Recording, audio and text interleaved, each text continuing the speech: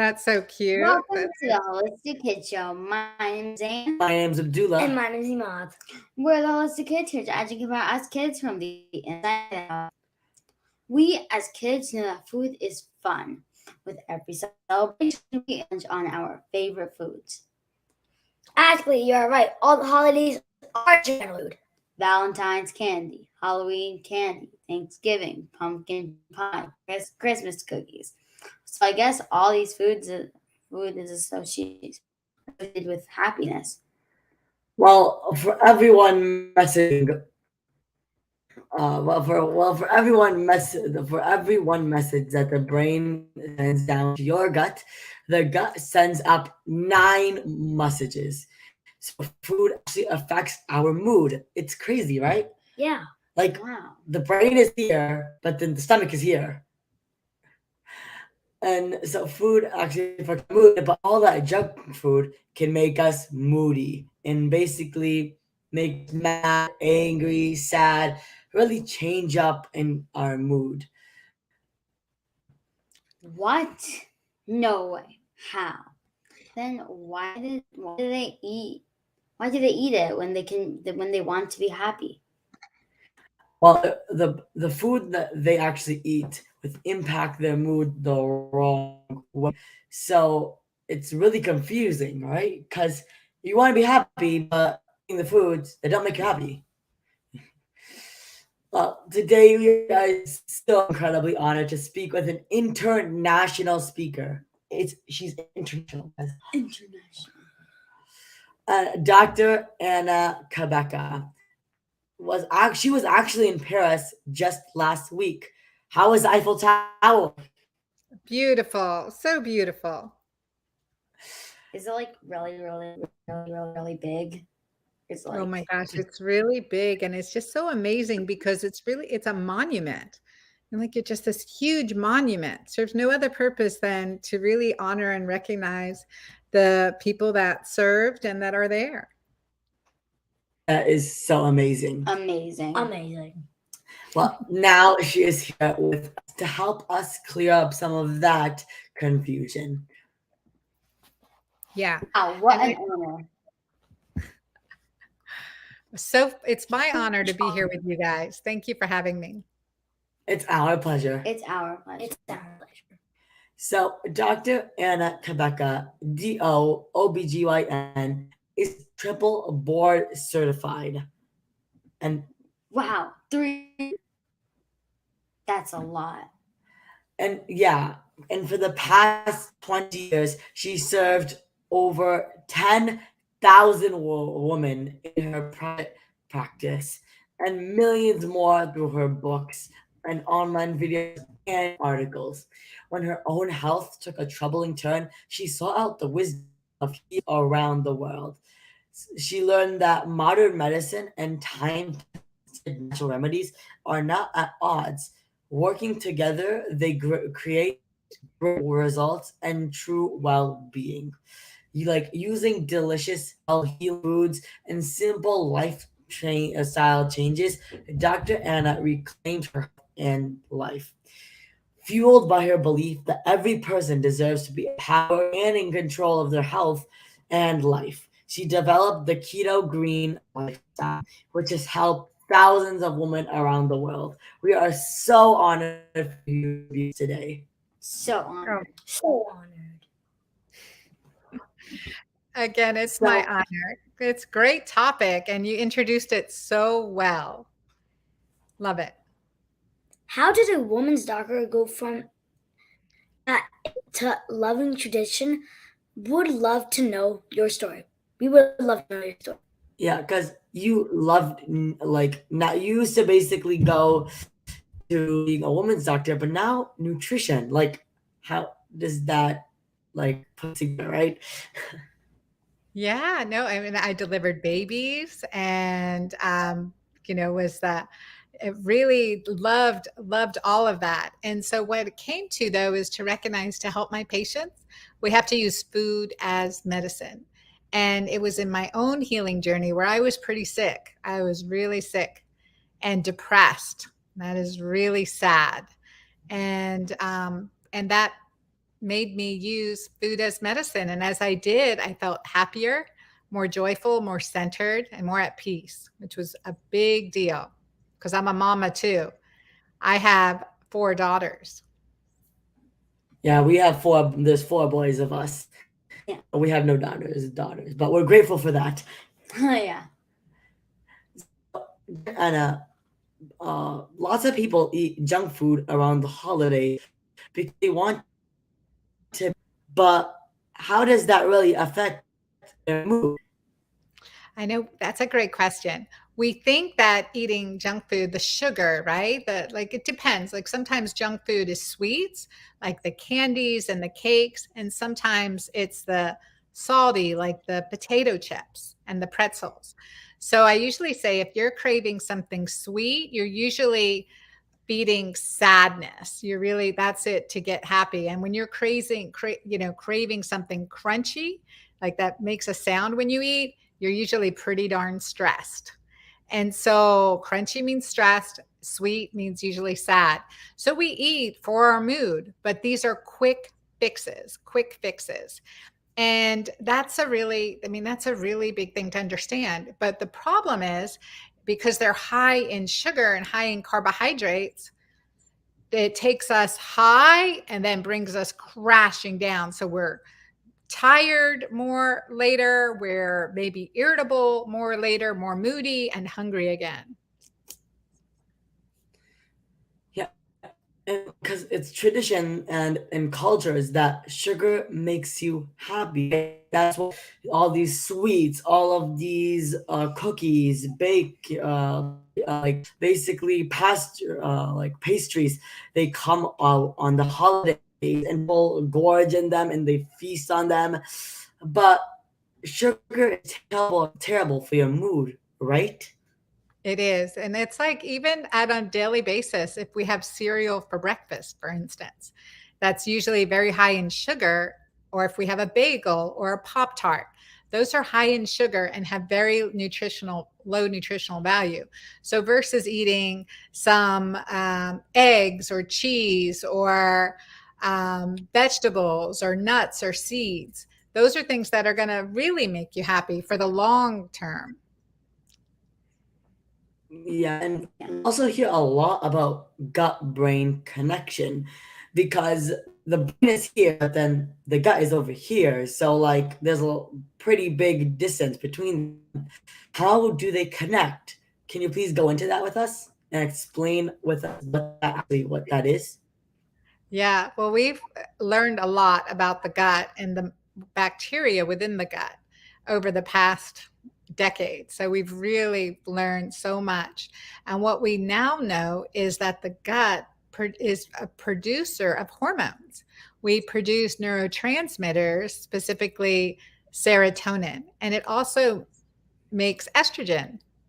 So these are things that work together, estrogen and serotonin, and that works to make us happy, less anxious. But when it's not healthy, when the gut's not healthy, we have less serotonin and we can have more toxic estrogen. And that makes us anxious and sad typically. Yeah, and like use the gut brain connection, basically, it can make us sad because of the food we eat. I mean, a lot of girls now are committing suicide because of depression, and depression is basically really increasing. Probably because of. Do you think that good healthy food can help stop and lower depression? Absolutely. Absolutely. Food is medicine. And it's the right foods in the right quantities, using herbs and spices. And so, what is your favorite food, guys? I like mangoes and seaweed. Wow. Ding. Watermelon's also really tasty. And like cucumbers and seaweed. My favorite vegetables is carrot and seaweed. Y'all like seaweed? What about you? Yeah. Except for me, I don't like seaweed. It's too. I mean, it has nice iodine in it, but I don't like the taste. It's flaky. Can we talk about insulin resistance and prediabetes? We know kids today are more insulin resistant than their parents. Diabetes in kids has doubled during the pandemic. Doubled.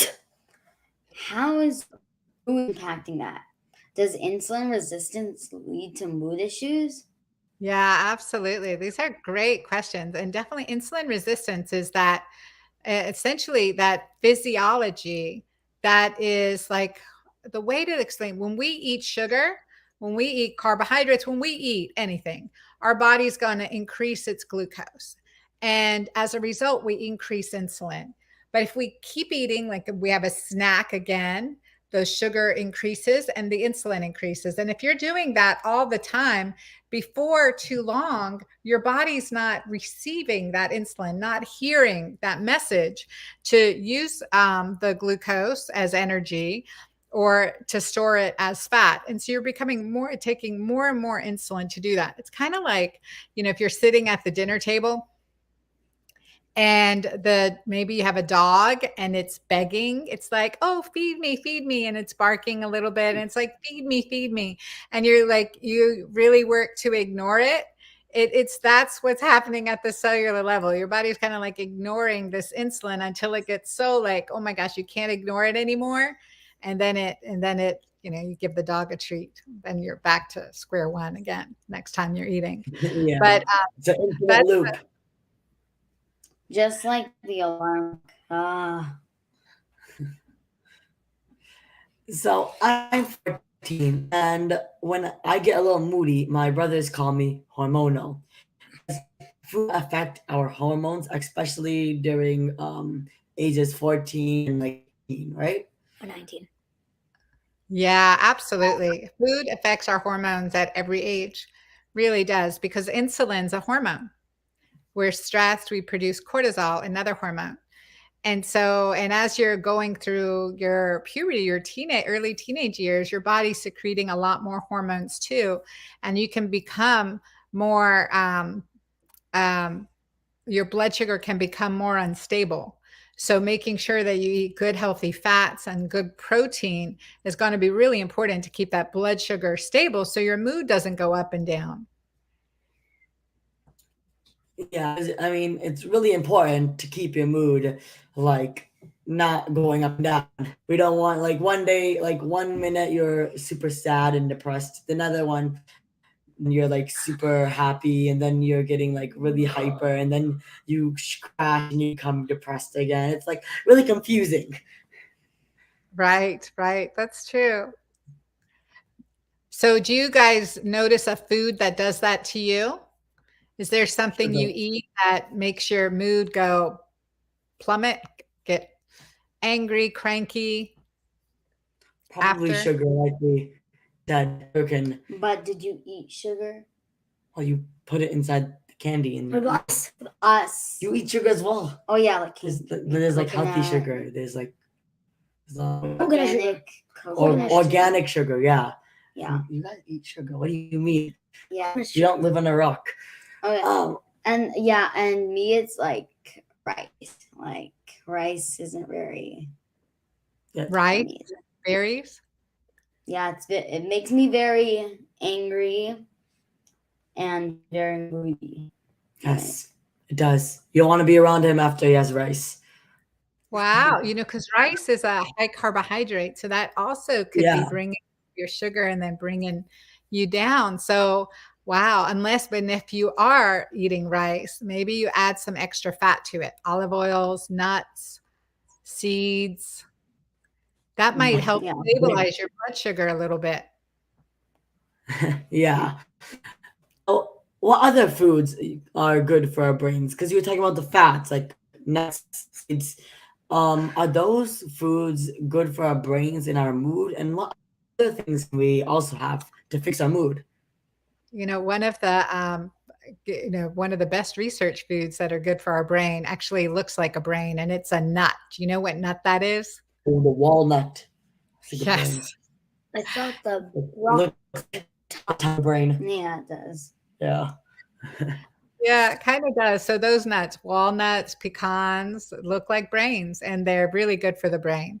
And so that's one. And then herbs and spices like turmeric and ginger, super good for the brain. Maca is one of my favorite roots, and that's good, really good for the brain.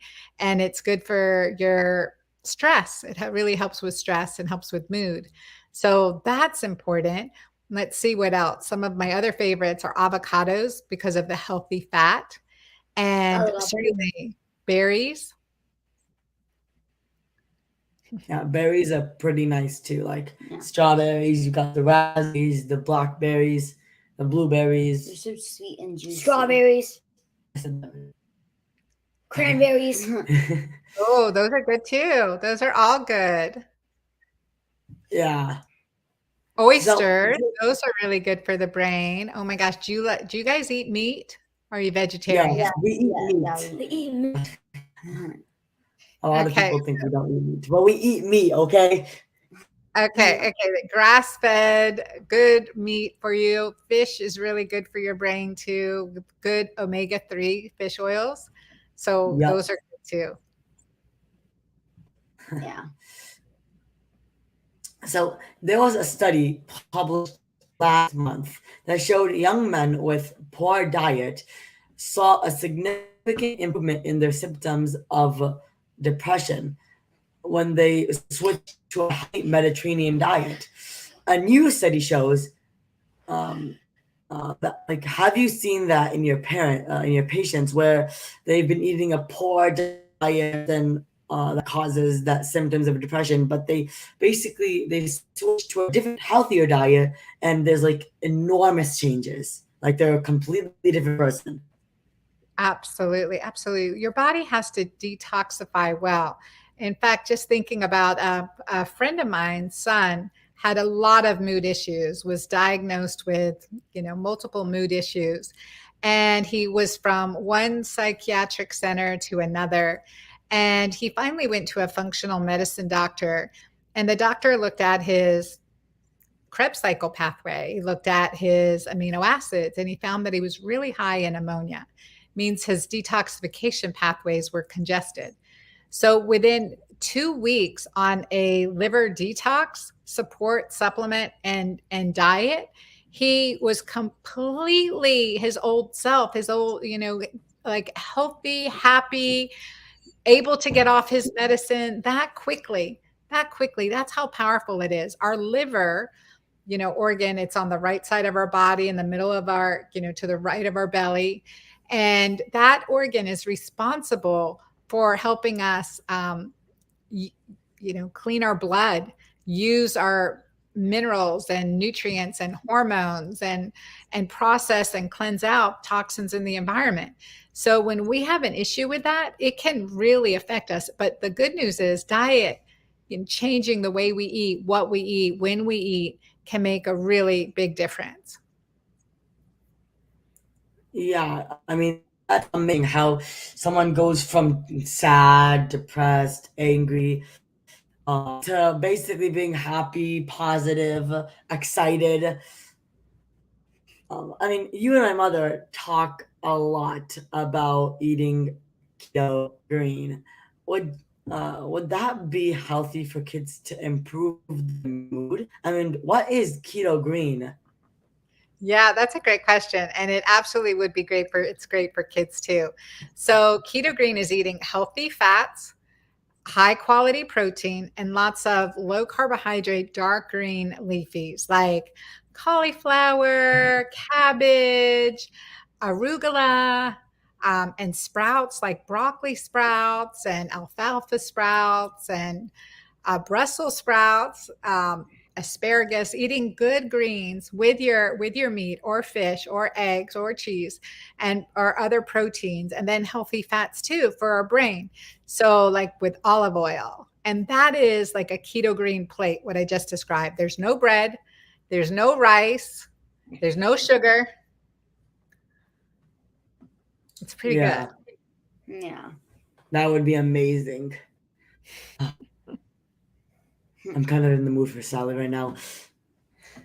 Wow, that's great. That's But like no, what we no seaweed on it. Seaweed would work too, though. That's like what we eat. Have you noticed food sensitivities? A lot, especially with dairy.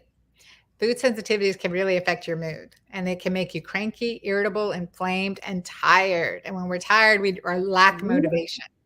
We don't want to do anything when we're tired. So, the food sensitivities and the most common ones are dairy and gluten. Dairy, gluten, and sugar. Let's add those three. If we can eliminate dairy, gluten, and sugar, you're doing really good. And that doesn't mean just fake substitutes. We don't want fake substitutes. We want real food.